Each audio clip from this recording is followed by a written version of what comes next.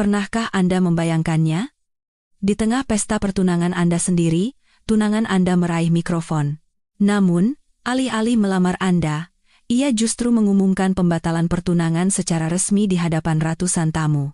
Bagaimana jika ia kemudian mengumumkan akan menikahi selingkuhannya yang sedang hamil, sambil menggunakan kartu kredit Anda untuk membayar semua biayanya?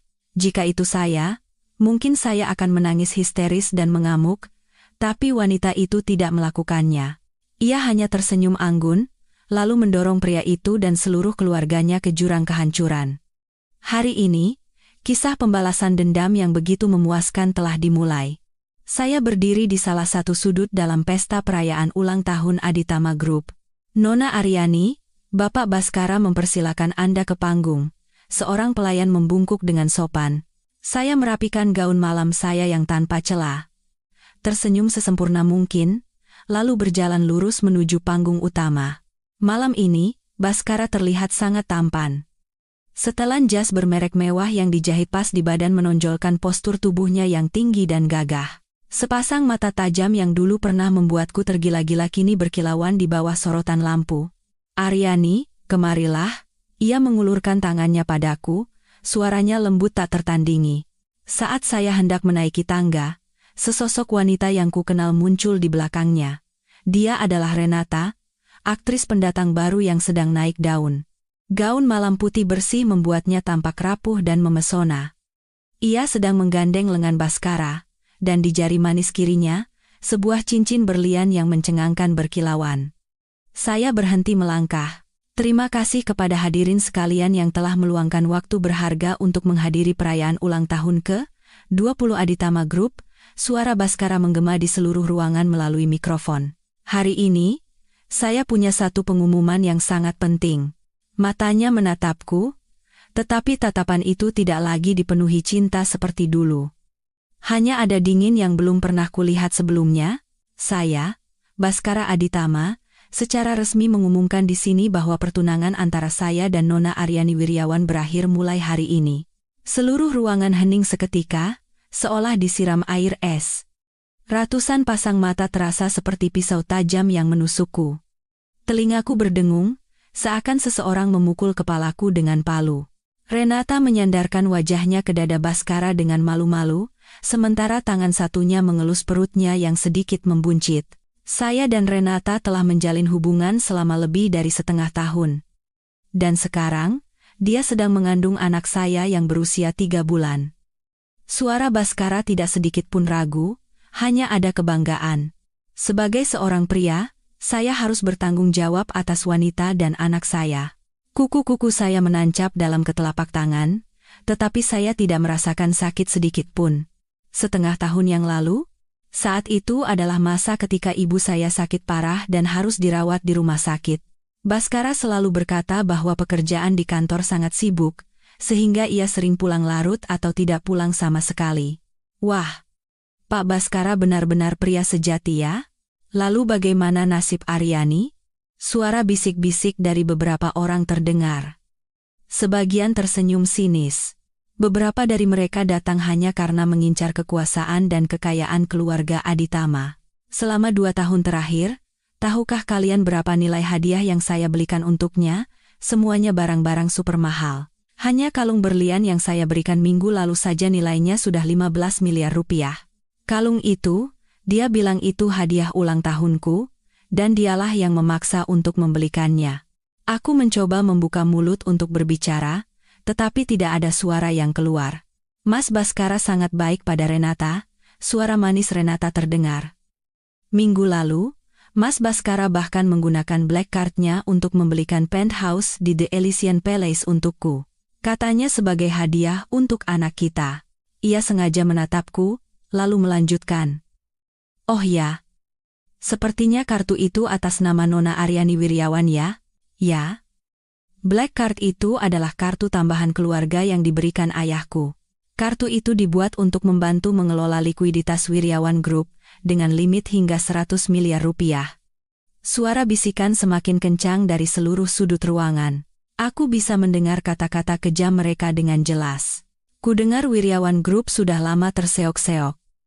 Pasti dia mau menumpang hidup pada keluarga Aditama. Sok jual mahal, ternyata mata duitan juga. Kasihan sekali, dibatalkan pertunangannya di depan orang sebanyak ini. Aku berdiri kaku seolah dipaku ke lantai. Darah di tubuhku terasa membeku. Apakah cinta selama 2 tahun ini hanyalah sebuah lelucon? Apakah semua kata-kata manis dan perhatiannya hanyalah sandiwara untuk mengincar kekuasaan dan modal dari Wiryawan Group? Baskara menatapku dengan tatapan seorang pemenang, lalu berkata, "Aryani, tolong jaga harga dirimu. Renata sedang hamil, dia butuh istirahat." Aku menarik napas dalam-dalam, menegakkan tubuh, lalu diam-diam mengeluarkan ponsel dari tas tanganku. Aku memotret wajah menjijikan mereka berdua dan langsung mengirimkannya kepada ayah. "Ayah, keluarga Aditama harus membayar mahal untuk ini." "Bapak Baskara," suaraku terdengar begitu tenang hingga aneh. "Semoga berbahagia." Begitu aku berbalik, aku mendengar jeritan pura-pura Renata, "Ya ampun, kenapa wanita itu tidak merasa apa-apa? Apa jangan-jangan dia sudah punya pria lain?" Aku tidak menoleh ke belakang. Aku melangkah, selangkah demi selangkah, menuju pintu keluar.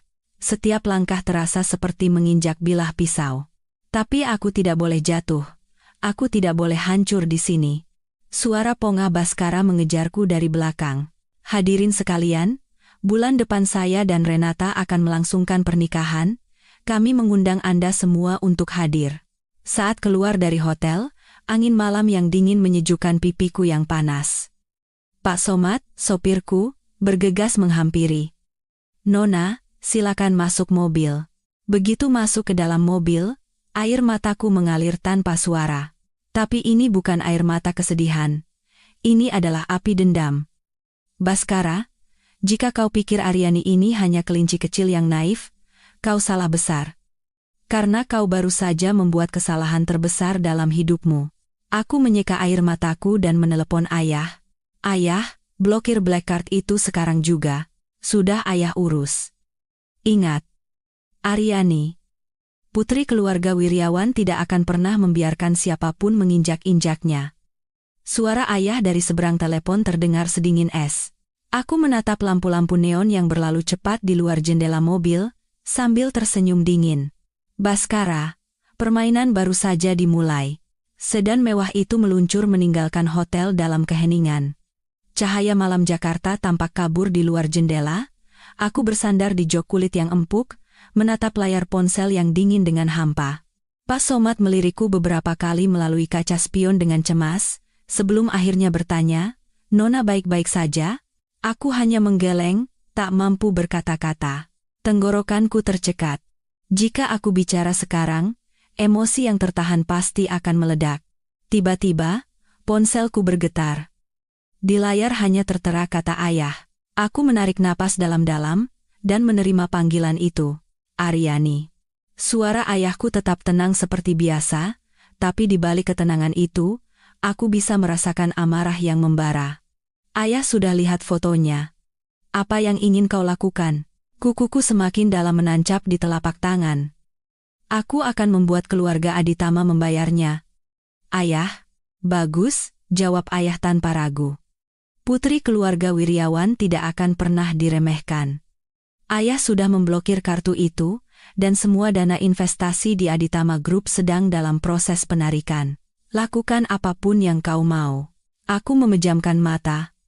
Bayangan wajah bahagia Baskara dan Renata, tatapan sinis dan kasihan dari semua orang di pesta, melintas di benakku. Aku akan membuat mereka berlutut memohon di hadapanku. Suaraku terdengar begitu dingin, bahkan aku sendiri terkejut. "Akan terjadi seperti yang kau inginkan." Ayah terdiam sejenak sebelum berkata dengan suara yang lebih lembut, "Pulanglah, Nak. Ayah menunggumu di ruang kerja." Setelah menutup telepon, aku membuka media sosial. Seperti yang kuduga, drama di pesta perayaan Aditama Group telah menjadi topik terpanas nomor 1.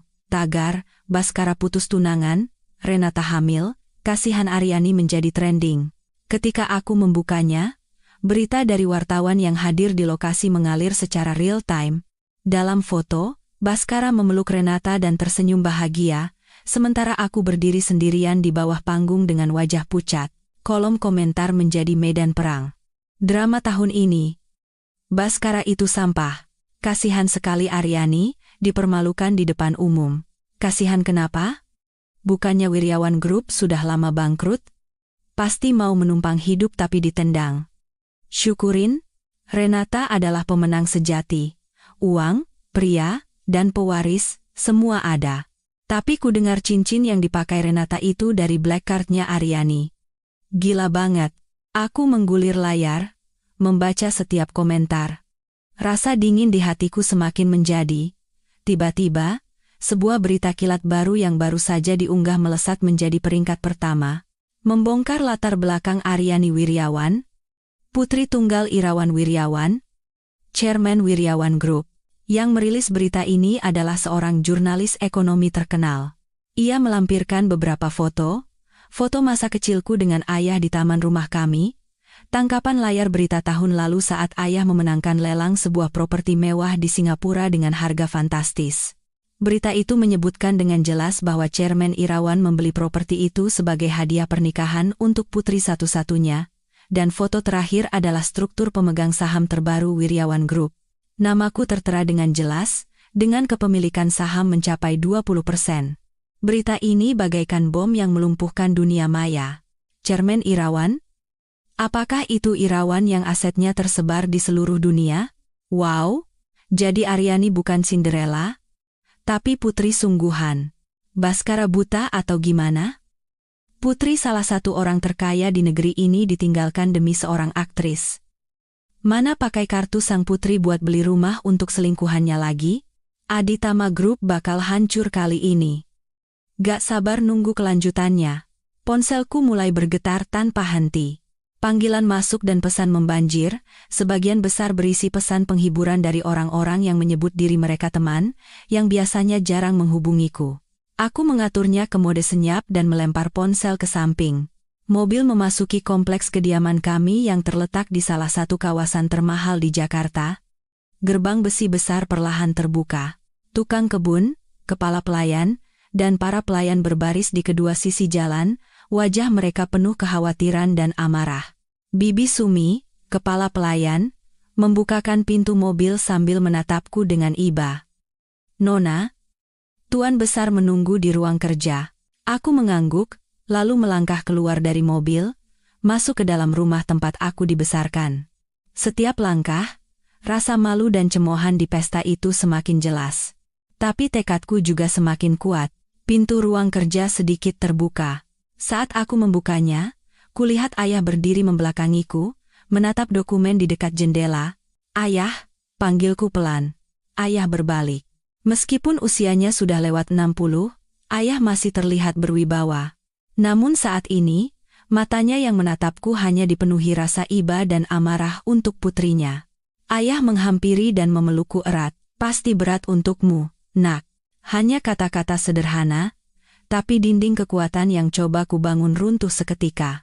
Air mata mengalir deras membasahi setelan mahal ayah. Dia menggunakan uangku untuk wanita lain di depan semua orang.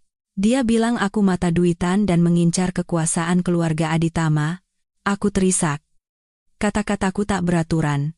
Ayah mengelus punggungku dengan lembut, lalu berkata dengan suara yang dalam dan dingin, keluarga Aditama itu tidak punya mata. Panji yang membesarkan anak seperti itu pantas mendapat ganjaran. Ayah menuntunku duduk di sofa dan menyerahkan dokumen di tangannya. Lihat ini, nak. Itu adalah surat penyitaan aset dan surat pemutusan kontrak investasi, yang sasarannya adalah proyek utama Aditama Group. Tanggal penandatanganan adalah 30 menit yang lalu. Proyek energi terbarukan Aditama Group, 70% dananya berasal dari Wiryawan Group, kata ayah seolah sedang membicarakan cuaca. Sekarang sumber dananya sudah diputus. Besok saat bursa saham dibuka, kita akan lihat sesuatu yang menyenangkan. Rasa puas membuncah di hatiku, tapi aku juga cemas. Ayah, jika melakukan itu, tidak akan berdampak pada perusahaan kita? Ayah tersenyum penuh percaya diri, senyuman seseorang yang mengendalikan segalanya. Tidak akan menggoyahkan fondasi Wiryawan Group, tapi cukup untuk membuat keluarga Aditama sakit sampai ke tulang. Dan ini baru permulaan. Tiba-tiba, Bibi Sumi mengetuk pintu. Wajahnya terlihat aneh. Tuan Besar, Nona, Bapak Panji, Chairman Aditama Group, dan istrinya datang ingin bertemu. Sekarang ada di depan gerbang, katanya harus bertemu Nona. Aku dan ayah saling berpandangan. Cepat juga, kata ayah datar. Suruh mereka masuk, Aryani. Kau mau bertemu mereka? Aku menyeka air mataku. Menjawab dengan tatapan sedingin es, tentu saja. Aku ingin lihat bagaimana wajah orang yang dulu begitu angkuh itu sekarang. 5 menit kemudian, pintu terbuka lagi. Panji Aditama dan istrinya, Ibu Yurika, masuk dengan wajah cemas. Sikap angkuh dan anggun mereka tempo hari lenyap tak bersisa. Aryani, nak. Ibu Yurika melesat maju hendak memegang tanganku, tapi aku menghindar.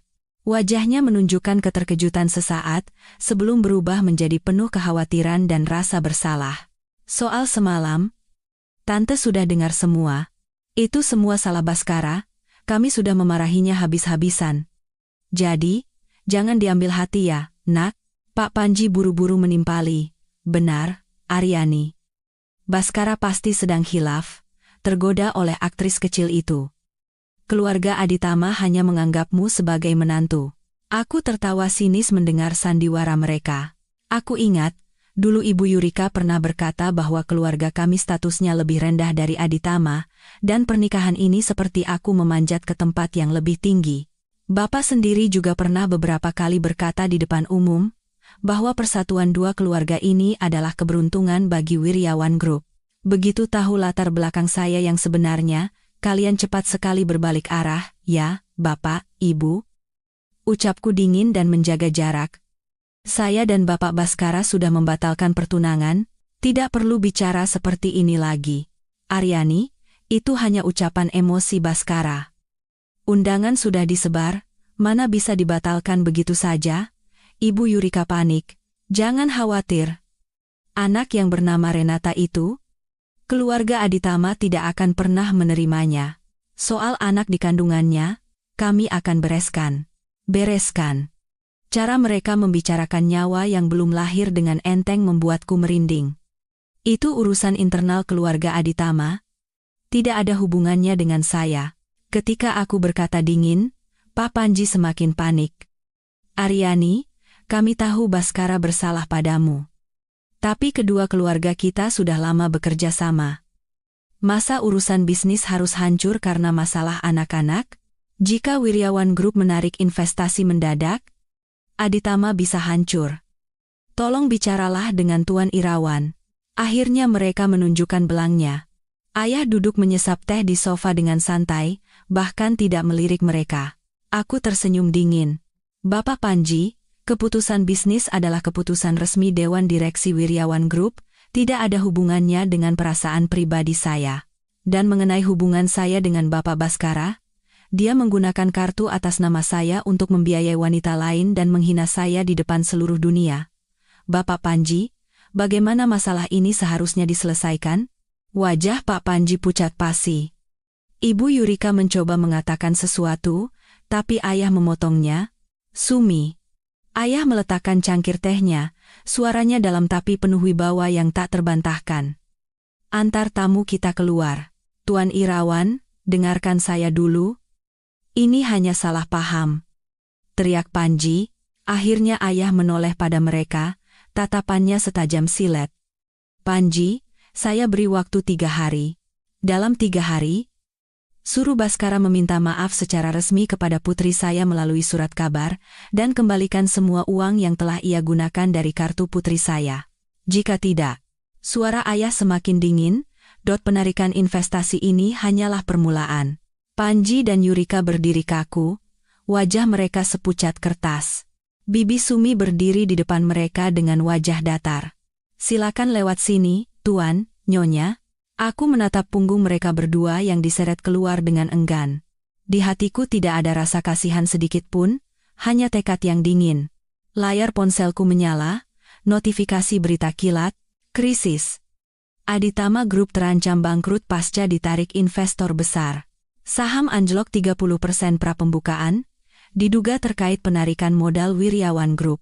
Seolah aku bisa mendengar suara kerajaan besar bernama Aditama runtuh dari kejauhan. Dan aku tahu, ini baru permulaan. Bhaskara, Renata, utang kalian padaku, akan kutagih semuanya, pokok dan bunganya. Panji dan Yurika diusir dari kediaman Wirjawan dalam kondisi nyaris terhuyung-huyung. Gerbang besi berukir yang berat menutup di belakang mereka, memisahkan mereka dari dunia yang pernah coba mereka panjat, bersama dengan sisa-sisa harga diri mereka. Di dalam ruang kerja, keheningan kembali. Hanya ada suara TikTok pelan dari jam antik. Ayah berjalan ke lemari minuman, menuangkan 2 gelas brandy berwarna ambar, dan menyerahkan satu padaku. Minumlah agar lebih hangat. Suara ayah memiliki kekuatan yang menenangkan. Aryani, kau melakukannya dengan baik, lebih tenang dari yang ayah duga. Aku menerima gelas itu. Kehangatannya menjalar melalui jemariku yang dingin. Saat cairan keras itu mengalir di tenggorokan, rasa panas yang aneh justru menenangkan hatiku yang bergejolak. Aku hanya tidak ingin menunjukkan kelemahan di depan mereka, kataku, menatap cairan yang beriak di gelas. Aku tidak ingin Bhaskara tahu bahwa pengkhianatannya bisa menghancurkanku. Hancur? Ayah tertawa pelan, tawa yang memiliki kekhasan dingin seorang chairman. Kau tidak perlu hancur di depan siapapun. Sebaliknya, kaulah yang bisa menghancurkan mereka. Jangan lupa, kau adalah putri Wirjawan Group. Selalu ingat siapa yang ada di belakangmu. Ayah berjalan ke meja kerjanya dan menekan interkom. Sumi, panggil Pak Tanuwijaya dan tim investigasi untuk datang ke ruang rapat kecil dalam 30 menit. Setelah memberi perintah, ayah berbalik menatapku. Malam ini tidurlah di sini. Jangan pergi kemana-mana. Para wartawan pasti sedang memburumu seperti hiu mencium darah. Apartemenmu tidak aman. Aku mengangguk. Saat ini aku butuh ruang aman yang kukenal, tempat aku bisa menyembuhkan luka dan mengumpulkan kembali diriku. Ayah, aku mengangkat wajah, mataku berkilat dengan tekad yang bahkan aku sendiri tidak tahu kumiliki. Menarik investasi dan memblokir kartu saja tidak cukup. Aku harus tahu segalanya. Kapan Bhaskara dan Renata memulai hubungan mereka? Apa saja yang dia lakukan dengan uangku? Dan apakah internal Aditama Group benar-benar bersih? Mata ayah menunjukkan kepuasan. Ini baru putri ayah. Jangan khawatir. Ayah sudah menyuruh orang untuk menyelidikinya. Tim kita bukan hanya pengacara atau analis keuangan. Ayah berhenti sejenak, lalu merendahkan suaranya. Tapi sekarang yang kau butuhkan adalah istirahat, mandi air hangat, lalu tidur yang nyenyak. Besok pagi kau akan melihat laporan pertamanya. Sikap ayah yang tegas dan percaya diri membuat hatiku tenang sepenuhnya.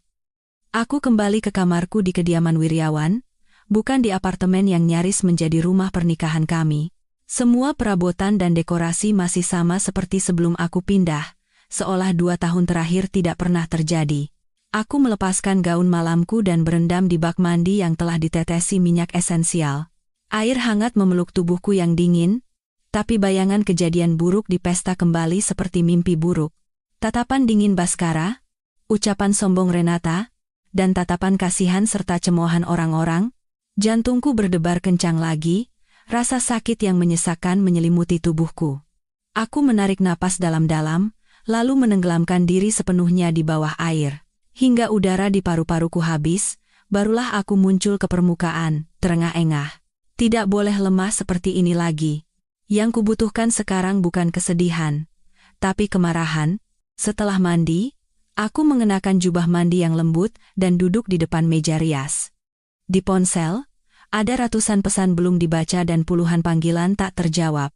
Selain beberapa teman dekat yang benar-benar khawatir, sisanya hanyalah penghiburan palsu dan pertanyaan penuh rasa ingin tahu. Aku hanya menjawab teman-temanku yang tulus dengan singkat, "Aku baik-baik saja, jangan khawatir. Terima kasih." Lalu mematikan semua notifikasi media sosial. Dunia menjadi sunyi, tapi aku tahu badai di dunia maya baru saja dimulai. Saat membuka aplikasi berita ekonomi, tajuk utama dipenuhi berita penarikan investasi Wirjawan Group dan anjloknya saham Aditama Group. Wirjawan Group tarik modal mendadak, saham Aditama Group anjlok 32%, sentuh rekor terendah. Analis, penarikan modal Wiryawan dapat picu krisis likuiditas Aditama. Retak hubungan dua keluarga kongsi, akhir dari aliansi bisnis. Foto yang menyertai berita adalah gambar Baskara yang sedang berpidato dengan bangga pada peletakan batu pertama proyek energi terbarukan tahun lalu. Kolom komentar dipenuhi kemarahan warganet. Cepat sekali karmanya, pewaris generasi kedua yang menghancurkan negara. Perasaan puas yang dingin dan kompleks muncul di hatiku. Tiba-tiba, ada notifikasi pesan baru dari aplikasi pesan terenkripsi. Pengirimnya bernama Nightingale. Nona Aryani, data awal set pertama sudah kami dapatkan. Ada beberapa konten sensitif. Mohon Nona siapkan mental. Apakah bisa kami kirim sekarang? Itu adalah tim intelijen rahasia yang melapor langsung kepada ayah. Kecepatan kerja mereka luar biasa. Kirim sekarang. Ketikku dengan jari gemetar. Tak lama, beberapa file terenkripsi terkirim. Aku memasukkan kata sandi dari ayah dan membuka file pertama. Isinya puluhan foto beresolusi tinggi. Foto pertama adalah Baskara dan Renata berciuman di sebuah pantai pribadi. Tanggal pengambilan adalah 6 bulan lalu, saat ibuku baru didiagnosis kanker stadium akhir dan aku merawatnya di rumah sakit siang dan malam. Dia bilang padaku harus meninjau proyek penting di luar negeri. Foto kedua adalah mereka keluar dari sebuah klinik kandungan premium. Renata menggandeng lengannya sambil mengelus perutnya yang sedikit buncit, tersenyum bahagia. Itu terjadi bulan lalu. Foto-foto berikutnya adalah saat mereka berbelanja di butik-butik mewah, makan di restoran mahal, bahkan melihat-lihat villa super mewah. Di banyak foto, Baskara memegang black card berukir namaku. Napasku tercekat, aku merasa mual. Tapi yang membuat darahku benar-benar beku adalah beberapa foto terakhir. Satu foto menunjukkan Baskara dan Renata berciuman mesra di sudut taman di bawah gedung rumah sakit tempat ibuku dirawat. Di salah satu sudut foto, terlihat siluet samar diriku yang sedang menjaga ibu di dekat jendela. Dan satu foto lagi adalah kemarin sore, beberapa jam sebelum pesta. Baskara dan Renata bercumbu di ranjang kamar tidur apartemen yang nyaris menjadi rumah pernikahan kami. Spray itu, aku yang memilihnya. Sulaman yang melambangkan cinta abadi. Kini itu menjadi ejekan paling kejam. Huek, aku tidak tahan lagi. Aku berlari ke kamar mandi dan muntah. Perasaan dikhianati tidak pernah senyata dan setajam ini, seolah sebatang es beracun menusuk dan mengoyak jantungku perlahan. Air mata mengalir tanpa henti, bukan karena sedih, tapi karena amarah dan rasa jijik yang mencapai puncaknya. Aku membasuh wajahku berulang kali dengan air dingin. Di cermin, terpantul wajahku yang pucat dengan mata merah menyala-nyala karena dendam. Aryani, sadarlah, menangisi sampah seperti itu adalah penghinaan bagi dirimu sendiri. Aku kembali ke kamar tidur dan membuka file kedua dengan tangan gemetar. Itu adalah rekaman audio percakapan Baskara dan Renata. Tempat, The Elysian Palace. Waktu, tadi malam. Aku menekan tombol putar. Mas Baskara, besok di pesta apa Mas benar-benar akan bilang begitu? Kak Aryani tidak akan syok? Suara melengking Renata terdengar. Syok? Apa haknya? Cuma anak dari keluarga bangkrut yang mau menumpang hidup. Kalau bukan karena Aditama Group membantu selama 2 tahun ini, Wiryawan Group sudah lama hancur. Harusnya dia tahu diri, tawa sinis Baskara menyusul. Tapi black card itu kan punya Kak Aryani. Punya dia? Tanpa keluarga Aditama, dari mana dia punya uang? Pakai saja. Anggap saja kompensasi karena sudah membuang waktuku selama 2 tahun. Besok semuanya berakhir. Aku akan mengusirnya dan membawamu masuk ke rumah secara resmi. Baik Aditama maupun Wiryawan, akan menjadi milik kita. Mas Baskara hebat sekali. Oh ya. Penthouse di The Elysian Palace, Renata suka sekali. Tentu harus atas nama Renata. Ya, hanya satu rumah, apa masalahnya? Kalau aku berhasil mengambil alih semua proyek yang diinvestasikan Wiryawan, uang segini tidak ada artinya. Rekaman audio berakhir dengan suara aktivitas intim mereka yang menjijikkan. Aku duduk terpaku di kursi, tubuhku terasa semakin dingin. Mengambil alih proyek Wiryawan? Dia tidak hanya ingin menghinaku, tapi dia berencana menggunakan pernikahan sebagai dalih untuk menggelapkan aset Wirjawan Group sejak awal. Luar biasa. Tunanganku yang sangat baik, aku membuka file terakhir dengan tangan gemetar. Itu adalah pindaian beberapa dokumen keuangan, dengan daftar transaksi yang dirangkum rapi.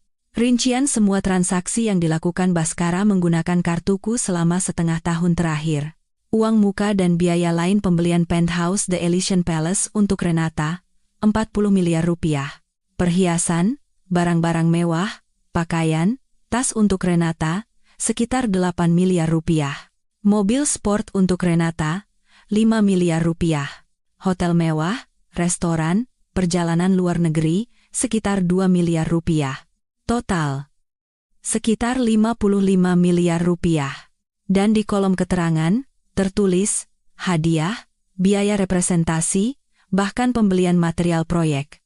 Tidak hanya itu, laporan analisis tim intelijen juga menyebutkan bahwa Baskara kemungkinan menggunakan jabatannya untuk mendirikan beberapa perusahaan fiktif untuk menggelapkan dana Aditama Group dan dana investasi dari Wirjawan Group untuk kepentingan pribadi. Jumlahnya tak terbayangkan.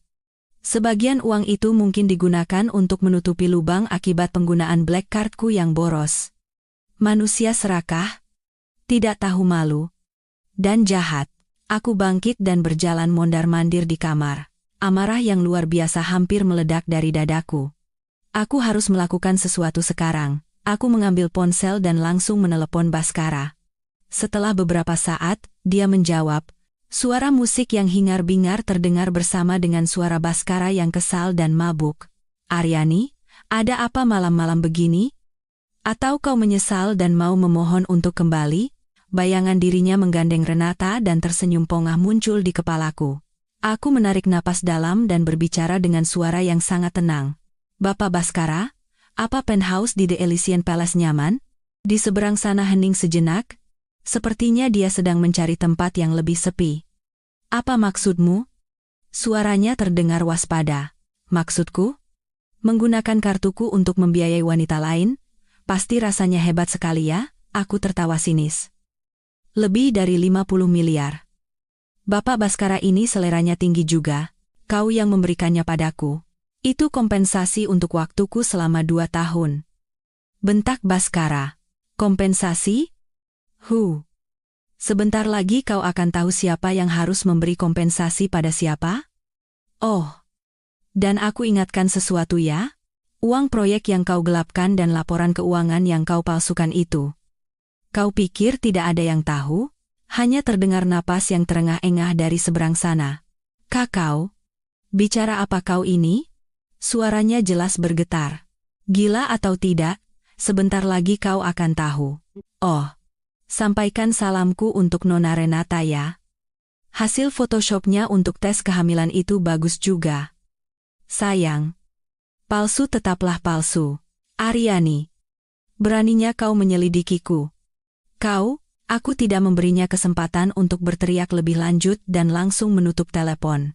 Setelah itu, aku mengambil tangkapan layar bagian penting dari rekaman suara dan rincian transaksi kartu, lalu mengirimkannya ke Pusat Pengaduan Fraud Otoritas Jasa Keuangan, OJK, sebagai pelapor anonim. Setelah semuanya selesai, seluruh energiku seakan terkuras habis. Aku terduduk di karpet berbulu. Di luar jendela, fajar mulai menyingsing, hari baru telah dimulai, tapi mimpi buruk keluarga Aditama baru saja akan dimulai. Aku mengambil ponsel dan membuka media sosial Renata. Ada unggahan baru 10 menit yang lalu. Sebuah selfie di depan cermin, sengaja memamerkan cincin berlian dan perutnya yang sedikit buncit. Terima kasih untuk segalanya. Menantikan kehidupan baru yang akan datang. Masa depan akan penuh dengan hal-hal baik. Kolom komentar dipenuhi ucapan selamat dari penggemar dan warganet. Aku menyimpan foto itu diam-diam. Renata, Baskara, masa depan indah yang kalian impikan. Mungkin tidak akan sama seperti yang kalian bayangkan. Sinar matahari pagi yang cerah menembus celah gorden tebal, menciptakan seberkas cahaya panjang di lantai. Aku hampir tidak tidur semalaman, tapi anehnya merasa sangat waspada. Kemarahan adalah tonik terbaik, Ia menyapu bersih semua kelelahan dan kesedihan, menyisakan hanya pikiran yang dingin dan fokus pada balas dendam. Saat aku turun, ayah sudah duduk di meja makan, membaca koran bisnis. Sudah bangun? Ayah meletakkan korannya dan menatapku. Kondisimu terlihat lebih baik dari yang ayah kira. Berapapun yang kuterima, harus kukembalikan setimpal, ayah. Baru kondisiku akan membaik, kataku sambil menarik kursi. Pelayan menuangkan susu hangat dan menyajikan sarapan. Sifatmu persis seperti ibumu waktu muda, ayah tersenyum, lalu menggeser tablet ke depanku. Lihat ini, sebagai hidangan pembuka, di layar, sedang berlangsung siaran langsung berita ekonomi pagi. Latar belakangnya adalah gedung kantor pusat Aditama Group. Pintu masuknya dipenuhi wartawan yang mengerumuni dan menembakkan kilatan blitz tanpa henti. Penyiar berita melaporkan dengan cepat, setelah sahamnya anjlok parah di Bursa Amerika tadi malam, hari ini saham Aditama Group di pasar domestik kembali anjlok 45% hingga memicu circuit breaker. Hingga saat ini, pihak Aditama Group belum memberikan pernyataan resmi, namun kekhawatiran di pasar telah mencapai puncaknya. Ada kabar bahwa pihak OJK telah memulai investigasi internal terkait manajemen keuangan Aditama Group. Gambar beralih ke wajah Panji yang sedang dikerumuni wartawan. Dikelilingi pengawal, ia berusaha menerobos kerumunan menuju mobilnya dengan susah payah. Wibawanya yang dulu lenyap tak bersisa. Pak Panji, apakah benar Wiryawan Group menarik investasi? Apakah investigasi OJK terkait penggelapan dana? Di mana Pak Baskara sekarang? Panji hanya diam dan menyelinap masuk ke mobil dengan tergesa-gesa. Puas? Tanya ayah sambil mengoleskan selai pada rotinya dengan santai. Belum cukup, kataku sambil memotong telur di piringku. Ini baru permulaan. Tiba-tiba, Bibi Sumi datang. Di belakangnya, berdiri seorang pria paruh baya berkacamata bingkai emas yang tampak berwibawa, dan seorang wanita muda dengan setelan kerja yang rapi. Tuan Besar, Nona, Bapak Tanuwijaya dan Ibu Isra sudah datang. Pak Tanuwijaya adalah kepala tim hukum Wiryawan Group, sedangkan Ibu Isra adalah kepala tim intelijen rahasia. Keduanya meletakkan setumpuk map tebal di atas meja. Tuan Besar, Nona, Pak Tanuwijaya memulai. Ini adalah bukti awal mengenai penggunaan kartu kredit Nona oleh Bapak Baskara tanpa izin, serta tindak penipuan, cukup untuk menuntut secara perdata untuk pengembalian seluruh dana, dan mungkin lebih. Selain itu, informasi mengenai penggelapan dana dan manipulasi laporan keuangan telah kami kirimkan ke OJK sebagai pelapor anonim sesuai perintah. Sepertinya tindakan mereka cepat, lanjutnya. Kemudian Ibu Isra melaporkan, suaranya tanpa emosi namun penuh kekuatan. Dari rekaman CCTV dan dashcam yang kami peroleh, dapat dipastikan hubungan Bapak Baskara dan Nona Renata telah berlangsung setidaknya 7 bulan. Terutama saat Nona sedang merawat nyonya di rumah sakit, Bapak Baskara berdalih dinas ke luar negeri untuk berlibur dengan Nona Renata. Ini adalah daftar tanggal, waktu, dan lokasi terkait. Selembar kertas yang ia serahkan berisi catatan padat, setajam pisau yang mengiris kembali hatiku. Aku menerimanya dengan wajah datar, jari-jariku memutih karena menahannya terlalu keras. Satu hal lagi, Ibu Isra melirik ayah sejenak. Setelah mendapat izin, ia melanjutkan, dini hari tadi, Bapak Baskara melakukan panggilan darurat kepada beberapa pemegang saham Aditama Group untuk menggalang dana, tapi tidak berhasil. Ia juga mencoba menghubungi Nona Renata berkali-kali, tapi tidak diangkat. Tidak bisa dihubungi? Aku mengangkat alis. Nona Renata langsung dirawat di sebuah rumah sakit swasta setelah pesta semalam. Alasannya adalah untuk istirahat karena kehamilan muda. Ibu Isra menyerahkan foto lain. Tetapi sebenarnya, diduga ia ke sana untuk persiapan aborsi darurat. Dalam foto itu, Renata mengenakan kacamata hitam dan topi, bergegas masuk ke sebuah rumah sakit swasta mewah yang terkenal dengan bedah plastik dan kandungan. Aku langsung mengerti segalanya. Kehamilan palsu, atau ia berniat menggugurkannya. Terus pantau, perintah ayah datar. Jika perlu, bantu Nona Renata kita mendapatkan sedikit perhatian publik. Baik, Tuan Besar. Aryani, apa rencanamu hari ini? Ayah menatapku. Mau di rumah saja atau? Aku meletakkan garpu dan pisau, lalu menyeka bibirku. Sore ini aku ada janji untuk menata rambut dan rias wajah. Semua orang ayah, Pak Tanuwijaya, dan Ibu Isra menatapku dengan heran. Sore ini, aku tersenyum dingin, ada pesta amal yang diadakan oleh Prakarsa Group, kan? Wiryawan Group juga diundang. Prakarsa Group adalah salah satu dari 3 konglomerat raksasa di Indonesia, bersama dengan Wiryawan dan Aditama. Terutama belakangan ini, pertumbuhannya sangat pesat. Chairman Prakarsa Group saat ini adalah Krishna, seorang CEO muda yang baru kembali dari luar negeri beberapa tahun lalu dan langsung mengambil alih kendali perusahaan dengan tegas. Dia juga teman masa kecilku. Mata ayah menunjukkan kepuasan. Ide bagus. Tunjukkan pada semua orang bahwa Putri Wiryawan Group tidak mudah jatuh. Kemudian ayah beralih ke Pak Tanuwijaya. Siapkan mobil dan pengawal tingkat tertinggi untuk Nona, yang paling mewah. Baik. Tuan, pukul 5 sore, aku duduk di ruang rias pribadi Wiryawan Group. Para ahli terbaik bergerak di sekelilingku. Ketika semuanya selesai dan aku berdiri di depan cermin, aku terdiam sejenak. Gaun malam Valentino merah menyala menonjolkan kulit putihku. Eyeliner yang tajam dan bibir merah menyala menciptakan aura yang tak tersentuh. Di leherku, bukan lagi kalung pemberian Baskara, melainkan kalung berlian yang dimenangkan ayah dari lelang Kristies tahun lalu sebagai hadiah untukku, berkilauan cemerlang. Nona cantik sekali. Bintang utama malam ini pasti Nona, puji penata rias dengan tulus. Aku tersenyum tipis. Tentu saja harus begitu. Saat mobil berhenti di depan pintu masuk hotel, di luar sudah penuh dengan kilatan blitz. Wartawan pasti sudah mendengar aku akan datang. Aku melangkah anggun dengan sepatu hak tinggi 10 cm dari Jimmy Choo. Di tengah udara malam yang dingin, kilatan blitz menyambar bersamaan dengan serbuan pertanyaan. Nona Aryani, bisa berkomentar tentang perselingkuhan Bapak Baskara? Apakah penarikan investasi Wiryawan Group berarti pemutusan total dengan Aditama Group? Anda berpakaian begitu indah hari ini. Ada alasan khusus?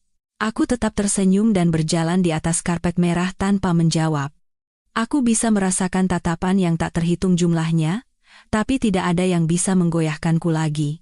Saat memasuki ballroom, semua mata tertuju padaku lagi. Aku mengabaikan semuanya dan berjalan lurus ke arah Krishna. Tuan rumah malam ini, dia sedang berbicara dengan orang lain. Seolah merasakan tatapanku, ia menoleh. Mata kami bertemu, di mata Krishna, ada keterkejutan dan kekaguman, sebelum berubah menjadi perasaan yang kompleks dan dalam. Ia menghentikan percakapannya dan berjalan ke arahku. Aryani. Suara pria yang lebih dalam dan dewasa dari dalam ingatanku. Kak Krishna. Aku tersenyum anggun dan mengulurkan tangan. Selamat untuk acara amalnya. Ia menjabat tanganku, lembut tapi kokoh. Matanya masih tertuju pada wajahku, penuh kekhawatiran dan simpati. Terima kasih sudah datang. Kamu tidak apa-apa? Dia pasti tahu apa yang terjadi semalam. Tidak apa-apa. Aku baik-baik saja, senyumku sempurna tanpa celah. Sesuatu berkilat di mata Krishna yang dalam. Ia tidak bertanya lebih lanjut, tapi merangkul pinggangku dengan lembut dan membawaku ke tengah ruangan. Ayo kita minum sesuatu. Tindakannya adalah pesan kuat bagi semua orang. Di belakang Aryani dari Wiryawan Group, ada Prakarsa Group. Pemandangan kami berjalan berdampingan menarik perhatian wartawan dan semua orang. Ya ampun. Aryani dan Krishna dekat sejak kapan? Wah, ini jadi makin seru. Aditama benar-benar tamat. Nah, ini baru pasangan yang serasi. Di tengah bisik-bisik, aku melihat tatapan goyah dari orang-orang yang dulu dekat dengan keluarga Aditama. Tiba-tiba, seseorang berjalan terhuyung-huyung ke arahku. Ibu Yurika. Rambutnya acak-acakan, riasannya luntur, kehilangan semua auranya sebagai seorang nyonya besar. Aryani. Nak, jangan lakukan ini. Baskara sudah mengaku salah, dia bilang dia hanya kilaf tergoda setan itu. Tolong. Bicaralah dengan Tuan Irawan, selamatkan keluarga Aditama, kalau begini terus, kita semua bisa bangkrut. Jeritannya menarik perhatian semua orang. Aku menyentakkan tanganku dengan dingin. Krishna melangkah maju untuk melindungiku. Ibu, ini tempat umum. Mohon jaga sikap Anda.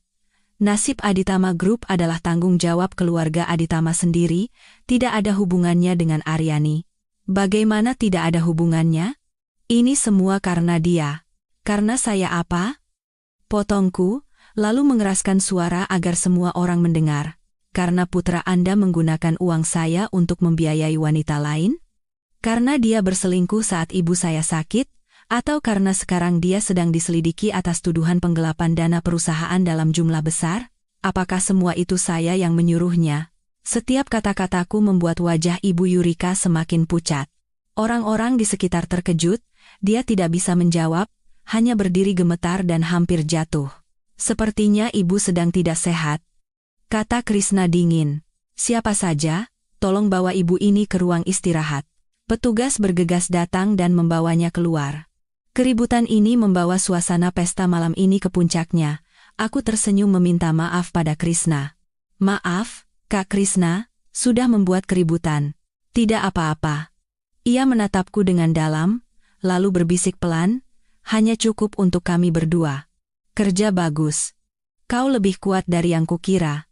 Suaranya tulus penuh kekaguman dan sedikit simpati. Saat aku ke toilet, aku mendengar dua wanita berbisik dari bilik sebelah. Gila ya? Kemarin dipermalukan habis-habisan, hari ini sudah didukung Prakarsa Group. Iya. Baskara itu benar-benar buta. Tapi Aryani juga bukan orang biasa. Lihat saja. Santai seperti tidak terjadi apa-apa. Lihat ini. Renata jadi trending nomor 1. Aku menghentikan tanganku yang sedang memoles lipstik. Kudengar wanita di luar membuka video di ponselnya. Breaking news, aktris Renata ketahuan hamil palsu, demi gaet pewaris kongsi. Foto terbaru perut kempes, tak wajar untuk orang hamil 3 bulan. Kini mengurung diri di RS swasta. Aku memasukkan lipstik ke tasku dengan wajah datar dan berjalan keluar. Saat kembali ke ballroom, suasananya semakin aneh. Banyak orang menatap ponsel mereka dan berbisik. Krishna datang membawa segelas sampanye. Sudah lihat? Cepat juga ya penanganannya. Ini ulah ayahmu, Kak? Apa itu penting? Aku menyesap sampanye dan tersenyum dingin. Kebenaran adalah kebenaran. Suatu hari pasti akan terungkap. Menjelang akhir acara, Krishna naik ke panggung untuk berpidato. Di akhir pidatonya, ia menoleh ke arahku dan berkata, "Terakhir, saya ingin menggunakan kesempatan ini untuk menyatakan rasa hormat dan dukungan saya untuk seorang teman. Saya mengagumi kemampuan dan kekuatannya. Dan saya akan mendukung jalannya dalam mencari keadilan dan kebenaran. Mulai sekarang, Prakarsa Group akan bekerja sama dengan perusahaan yang jujur dan bertanggung jawab secara sosial, seperti dirinya." Matanya lurus menatapku. Sejak saat itu, di kalangan sosialita, tidak ada lagi yang memandangku sebagai wanita malang yang dicampakkan. Aku adalah Aryani, pewaris Wiryawan Group, dan orang yang didukung secara terbuka oleh Chairman Prakarsa Group. Setelah acara selesai, Krishna mengantarku ke mobil. Selanjutnya mau apa? Mengambil kembali milikku, dan membuat orang yang bersalah membayarnya. Kalau butuh bantuan, katakan saja. Terima kasih. Saat mobil melaju, aku bersandar di jok. Rasa lelah menyerbu, tapi di dalam hati ada api yang membara. Ponselku bergetar. Pesan dari nomor tak dikenal. Aryani, ini Baskara. Kita bisa bicara? Tolong. Aku menatap pesan itu, berpikir sejenak, lalu mengetik balasan singkat. Bisa. Tapi waktu dan tempat, aku yang tentukan. Lalu aku langsung memblokir nomornya. Baskara, permainan baru saja dimulai. Dan percakapan kita tidak akan seperti yang kau bayangkan. Setelah mengirim pesan itu, aku melempar ponsel ke jok di sebelahku seolah baru saja menyentuh sesuatu yang kotor. Mobil melaju dalam keheningan menuju kediaman Wiryawan. Lampu-lampu neon di luar jendela melukiskan siluet dingin ibu kota. Langsung pulang, Nona? Tanya pengawal di kursi depan. Aku memejamkan mata dan memijat pelipisku. Ketegangan dari pesta dan ketenangan yang kupaksakan kini berubah menjadi kelelahan, tapi kepalaku anehnya terasa jernih. Tatapan dalam Krishna, jeritan Ibu Yurika, dan bisik-bisik tentang kehamilan palsu Renata terus berputar di kepala. Semuanya seperti jaring laba-laba yang rumit, dan di baliknya mungkin ada rahasia yang tak terduga. Tiba-tiba, ponselku bergetar lagi. Pesan dari ayah. Sudah pulang? Datang ke ruang kerjaku. Aku menarik napas dalam, dan berkata kepada pengawal, ke kantor pusat perusahaan. Ayah masih di kantor selarut ini, berarti ada sesuatu yang sangat penting terjadi. 30 menit kemudian, aku melangkah masuk ke ruang kerja chairman di lantai teratas gedung Wiryawan Group, tempat di mana seluruh pemandangan malam kota terlihat. Ayah berdiri membelakangiku di dekat jendela, memegang selembar dokumen tua. Ayah berbalik. Di wajahnya ada ekspresi serius dan tak percaya yang belum pernah kulihat sebelumnya. Sudah datang. Malam ini kau melakukannya dengan baik. Ayah menuntunku duduk di sofa dan meletakkan dokumen itu di depanku. Lihat ini, nak. Apa ini, ayah? Aku mengambil dokumen itu dengan penasaran. Itu adalah hasil pemeriksaan kesehatan yang sudah usang, dikeluarkan oleh sebuah rumah sakit swasta terkenal, tertanggal 28 tahun yang lalu. Nama pasien, Panji Aditama. Di kolom pemeriksaan tertulis jelas, evaluasi kesuburan. Jantungku serasa jatuh. Aku membaca dokumen itu dengan cepat. Di kolom kesimpulan, tertulis dengan istilah medis yang dingin, motilitas sperma sangat rendah, tingkat kehamilan alami kurang dari 0,1%. Diagnosis, infertilitas. Ini. Aku terkejut hingga tak bisa berkata-kata, hanya menatap ayah, Pak Panji mandul, lalu Baskara. Bagaimana bisa? Saat itu, perebutan kekuasaan di internal keluarga Aditama sangat sengit. Panji baru saja naik jabatan, posisinya belum stabil. Tidak punya pewaris adalah kelemahan fatal. Hasil tes ini adalah rahasia terbesarnya saat itu. Tatapan ayah menajam, sebuah hipotesis yang luar biasa tetapi sangat mungkin muncul di kepalaku. Jadi, Baskara bukan putra kandung Pak Panji, dia anak yang diadopsi Ibu Yurika dari suatu tempat. Suara datar ayah bagaikan ledakan besar. Mereka mengklaim dia lahir prematur dan lemah, jadi harus dirawat di luar negeri, dan baru dibawa pulang saat berusia 8 tahun. Semuanya dilakukan secara rahasia. Orang yang tahu soal ini hampir tidak ada. Yang dulu tahu sudah dibungkam atau dikirim ke tempat lain oleh Panji. Aku duduk terpaku, mencoba mencerna kebenaran yang mengejutkan ini. Baskara, yang selalu bangga dengan garis keturunan Aditama, ternyata hanyalah pewaris palsu. Lelucon apalagi yang lebih besar dari ini? Bagaimana ayah bisa mendapatkan dokumen ini? Musuh terbesar Aditama bukanlah kita, tapi orang dalam keluarga mereka sendiri yang menginginkan kekuasaan. Selalu ada orang yang menyimpan rahasia seperti ini, menunggu waktu yang tepat, dan sekaranglah waktunya. Ayah berhenti, lalu menatapku dengan dalam. Tapi ini belum semuanya. Aryani, waktu kecil, kau ingat keluarga Prakarsa pernah kehilangan seorang putra? Aku berpikir sejenak. Keluarga Prakarsa dan keluarga kami sangat dekat. Waktu kecil, aku sering bermain di rumah mereka. Samar-samar aku ingat, keluarga Prakarsa punya seorang putra sulung yang lebih tua dariku, tapi tubuhnya lemah dan jarang terlihat. Lalu sekitar usia 10 tahun, ku dengar dia menghilang, dan setelah ditemukan langsung dikirim ke luar negeri.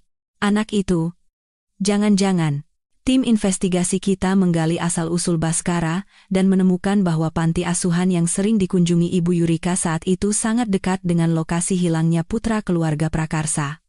Waktunya juga cocok, terlebih lagi, setelah Krishna kembali, dia diam-diam menyelidiki tentang kakaknya yang sudah meninggal. Kakak? Bukankah Krishna anak tunggal? Sepertinya aku pernah dengar keluarga Prakarsa punya putra sulung tapi meninggal karena sakit. Hipotesis yang lebih gila dan mengejutkan menghantam kepalaku. Jangan bilang, Baskara adalah putra sulung keluarga Prakarsa yang dikabarkan telah meninggal, dan Krishna. Sangat mungkin Krishna adalah putra kandung Panji dan Yurika. Ayah melanjutkan. Saat itu mungkin terjadi kecelakaan di rumah sakit hingga bayi tertukar, atau ada yang sengaja menukarnya. Ini luar biasa, tapi semua kepingan puzzle terasa pas. Mengapa Krishna begitu peduli dengan urusan keluarga Aditama? Mengapa malam itu ia begitu melindungiku? Dan mengapa cinta Panji dan Yurika untuk Bhaskara terasa begitu dangkal dan aneh? Ayah. Jadi, aku terkejut hingga tak bisa melanjutkan. Saat ini masih hipotesis, belum ada bukti pasti, kata-kata ayah menyadarkanku. Tapi tidak ada asap tanpa api. Ayah sudah menyuruh orang untuk mencari catatan rumah sakit saat itu dan melacak orang-orang yang terlibat. Tiba-tiba, ponsel pribadiku berdering. Nomor terenkripsi. Aku melirik ayah, lalu mengangkatnya. Nona Aryani, ini tim intelijen, Isra. Suara Ibu Isra terdengar mendesak. Saat kami memantau pergerakan Bapak Bhaskara, kami menemukan dia tidak pulang ke rumah, melainkan muncul di pasar pinjaman ilegal. Dari pemeriksaan, ia diam-diam menghubungi seorang rentenir bawah tanah yang punya catatan pencucian uang yang sedang kami awasi. Diduga ia mencoba memindahkan aset ke luar negeri secara ilegal. Apa? Aku sontak berdiri. Gila? Dalam situasi seperti ini, anjing yang terpojok pasti akan menggigit, kata ayah dingin. Ada buktinya? Cukup sulit. Tempat pertemuan mereka adalah titik buta CCTV, tapi kami mendapatkan gambar keduanya masuk ke tempat yang sama, dan rekaman suara percakapan telepon Bhaskara yang menyebutkan kata luar negeri dan uang tunai. Terus awasi. Kumpulkan bukti sebanyak mungkin, lalu bocorkan informasi tentang usahanya memindahkan aset ke OJK sebagai pelapor anonim. Baik. Setelah menutup telepon, aku dan ayah saling menatap. Kami bisa membaca dinginnya tatapan satu sama lain. Bhaskara, kau bukan hanya jahat, tapi juga bodoh. Melakukan hal ilegal dalam situasi seperti ini sama dengan menggali kuburanmu sendiri. Ayah, jika buktinya sudah didapat, aku ingin menjadi orang yang membongkar semua rahasia ini sendiri, kataku sambil menatap keluar jendela. Aku ingin melihat dengan mata kepalaku sendiri. Saat Bhaskara tahu bahwa posisi pewaris Aditama yang begitu ia banggakan hanyalah lelucon, saat ia tahu bahwa darah biru yang coba ia pertahankan tidak ada nilainya sama sekali, bagaimana wajahnya akan berubah? Tentu saja, jawab ayah datar. Tiba-tiba, pintu ruang kerja terbuka dan Krishna masuk. Di tangannya juga ada sebuah amplop dokumen. Ia menatapku dan ayah bergantian, lalu berkata dengan suara yang dalam dan tegas, Om, Aryani, sepertinya aku sudah menemukan kakakku. Ucapan Krishna bagaikan batu besar yang dilempar ke danau yang tenang, menciptakan riak besar di hatiku dan ayah. Ruangan hening sejenak. Ayah yang pertama memecah keheningan. Duduk dulu, Krishna. Krishna duduk di sofa di sebelahku, menatapku dengan tatapan yang rumit. Ada kekhawatiran, rasa bersalah, dan perasaan lain yang sulit ditebak. Ia meletakkan amplop tebal di atas meja. Kak Krishna, tadi kau bilang menemukan kakakmu? Suaraku bergetar. Aku sudah menyelidiki ini selama bertahun-tahun. Aku tidak pernah percaya kakakku benar-benar meninggal. Krishna mengeluarkan sebuah foto lama dari amplop. Di foto itu, ada dua bayi baru lahir yang wajahnya identik, berbaring berdampingan. Ini Kak Guna, kakakku. Dan ini aku. Kami kembar identik. Kembar? Aku terkejut lagi. Aku tidak pernah tahu keluarga Prakarsa punya anak kembar. Waktu kecil, Kak Guna lebih lemah dariku. Setelah sakit radang paru-paru parah, keluarga mengirimnya ke sebuah rumah sakit rehabilitasi swasta yang diinvestasikan oleh keluarga Aditama. Tapi tak lama, kami diberitahu bahwa dia meninggal, dan jenazahnya langsung dikremasi. Aku bahkan tidak melihat wajahnya untuk terakhir kali. Ia mengeluarkan beberapa lembar dokumen lagi. Ini salinan hasil tes DNA dari rumah sakit saat itu yang baru kutemukan. Sampel A adalah gigi susu kakakku yang kusimpan. Dan sampel B. Krishna mengangkat wajah, tatapannya setajam silet. Dot adalah helai rambut Bhaskara yang terjatuh di klub pribadi. Hasilnya cocok. Saat semua hipotesis menjadi kenyataan, aku merasa pusing hingga harus berpegangan pada lengan sofa. Bhaskara adalah putra sulung keluarga Prakarsa yang telah meninggal, dan ia benar-benar kakak kandung Krishna. Dan Krishna adalah putra kandung Panji dan Yurika. Lalu apa rencanamu? Akhirnya ayah bertanya. Krishna memejamkan mata sejenak, lalu membukanya dengan tatapan penuh tekad dingin. Aku akan mengambil kembali kehidupan kakakku, dan kehidupanku. Utang yang dimiliki keluarga Aditama pada keluarga Prakarsa dan kakakku, akan kutagih semuanya. Ia menatapku dan berkata, Aryani, tujuan kita sama. Saat itulah aku mengerti mengapa ia begitu melindungiku. Kami berdua adalah korban yang hidupnya dihancurkan oleh tipu daya keluarga Aditama. Apa yang bisa kubantu? 3 hari lagi akan ada rapat umum pemegang saham luar biasa Aditama Group, di sanalah semuanya akan ditentukan. Selama 3 hari terakhir, Aditama Group berada dalam kondisi sekarat, sahamnya anjlok setiap hari, dan saat investigasi OJK dimulai secara resmi, Panji terpojok dari segala arah. Baskara, yang ditambah dengan tuduhan pencucian uang, benar-benar kehilangan akal. Ia terus mengirim pesan ancaman dan permohonan padaku, yang semuanya kusimpan sebagai bukti. Renata, diboikot dari dunia hiburan karena skandal kehamilan palsu dan penggelapan pajak, dan tibalah pagi hari Rups. Aku mengenakan setelan Armani yang sederhana namun paling kuat. Tunjukkan pada mereka siapa Putri Wiryawan. Setelah mendapat dukungan dari ayah, aku langsung menuju kantor pusat Aditama Group. Begitu pintu ruang rapat terbuka, semua mata tertuju padaku. Panji duduk dengan wajah pucat, sementara Baskara menatapku dengan mata memerah. Rapat dimulai, Panji mengumumkan rencana restrukturisasi, tapi reaksi pemegang saham dingin. Tiba-tiba, pintu terbuka lagi. Krishna masuk bersama tim pengacaranya, kehadirannya membuat seluruh ruangan gempar. Krishna mengabaikan Panji, berjalan lurus ke kursi pimpinan. Perkenalkan, saya Krishna, Chairman Prakarsa Group, dan juga kreditur terbesar yang tidak diungkapkan dari Aditama Group. Ucapannya membuat ruangan nyaris pecah. Ia menampilkan surat utang rahasia Aditama Group di layar dan mengumumkan akan menyita seluruh aset Aditama Group karena gagal bayar. Ini rencana busuk. Ayah, dia mau merebut perusahaan kita, teriak Baskara kalap. Rencana busuk? Krishna tertawa dingin, lalu menampilkan hasil tes DNA dirinya dan Baskara di layar. 28 tahun yang lalu, kalian, keluarga Aditama, mencuri kakakku dari rumah sakit untuk dijadikan pewaris. Dan putra kandung kalian adalah aku, yang kalian buang ke keluarga Prakarsa. Ucapannya membuat seluruh ruangan membeku. Panji terengah-engah, sementara Baskara hanya bisa bergumam bohong seperti orang gila. Aku bangkit dan berdiri di samping Krishna. Bapak Baskara.